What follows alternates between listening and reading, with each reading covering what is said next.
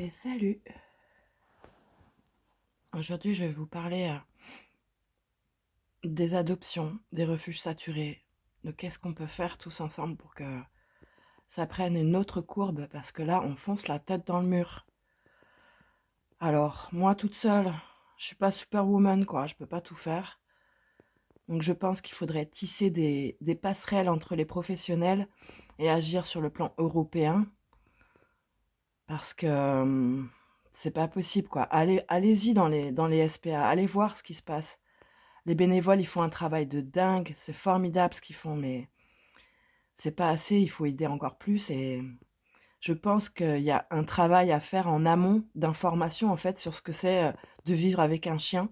Parce que pendant 15 ans, en fait, il est là, quoi, il va avoir besoin de toi, quoi.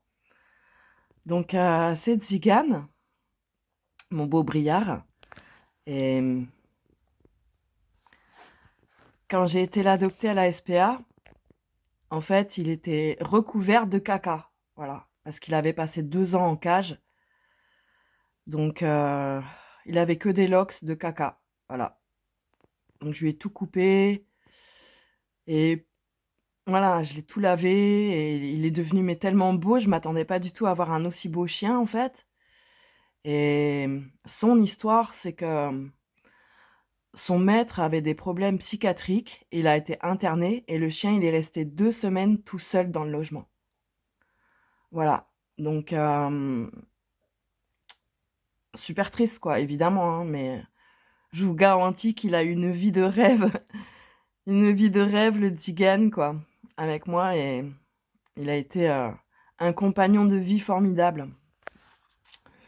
Donc pourquoi je vous parle de Tzigane? Parce qu'en fait, je me suis, engagée dans la cause animale, hein et du coup, bah, j'ai adopté des chiens, hein.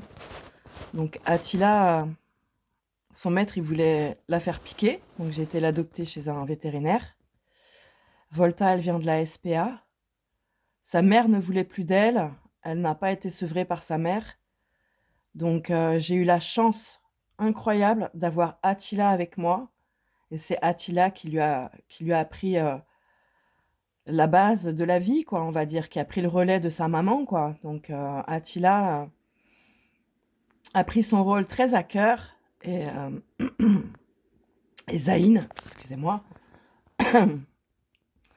Zayn, il vient d'une association qui fait un travail formidable, ça s'appelle la Tribu des Cro-Mignons.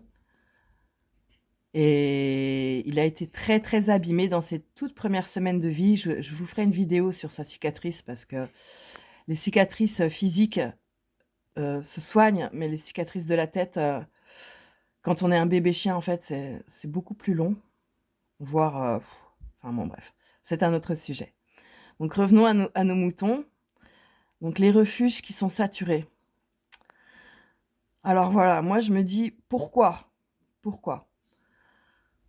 Donc ma théorie, quoi, mon explication personnelle après beaucoup de réflexion, hein, évidemment, c'est je pense que les gens ne sont pas assez informés sur la vie avec un chien, les besoins du chien, le quotidien du chien.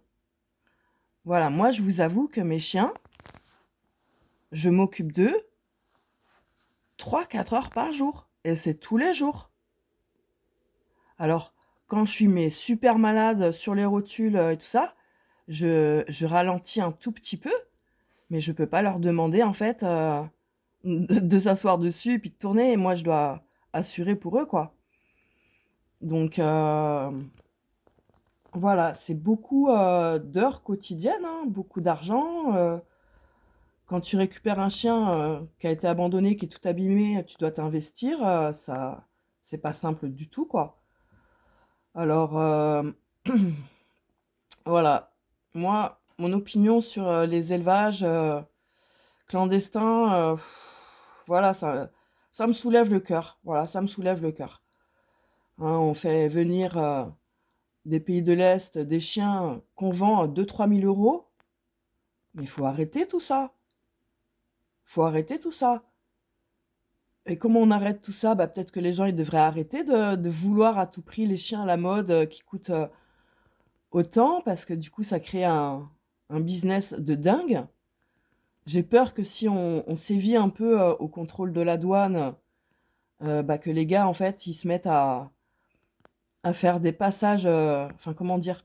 J'ai peur que les chiens, du coup, soient encore dans des conditions, mais pires, dans les transports, quoi. Donc voilà, agir de manière locale, c'est bien, quoi, parce qu'on peut pas sauver le monde, mais là, il y a vraiment quelque chose à faire. Il y a quelque chose, qui nous échappe là et c'est sur les chiens que ça retombe, quoi, en fait. Donc voilà, comment faire? Ben, informer les gens, en fait, avant qu'ils achètent un chien, avant qu'ils récupèrent un chien ou qu'ils adoptent. Donc c'est pour ça que mes vidéos, j'aimerais bien, en fait, qu'elles soient utiles pour la bonne cause et que les gens se posent les bonnes questions, en fait, avant de prendre un chien, quoi. Voilà. Donc il paraît qu'il faut un village, pour, éduquer un enfant, élever un enfant. Je pense qu'il faut aussi un village pour élever un chien, en fait. Moi, mes chiens, ils ont grandi dans un quartier, où ils côtoyaient les voisins tous les jours, d'autres chiens tous les jours, la vie sociale, bon là, ça nous fait un petit peu défaut parce qu'on a la campagne, mais voilà. J'aimerais bien, que ça change, pour le chien en général, quoi, les refuges saturés. Salut.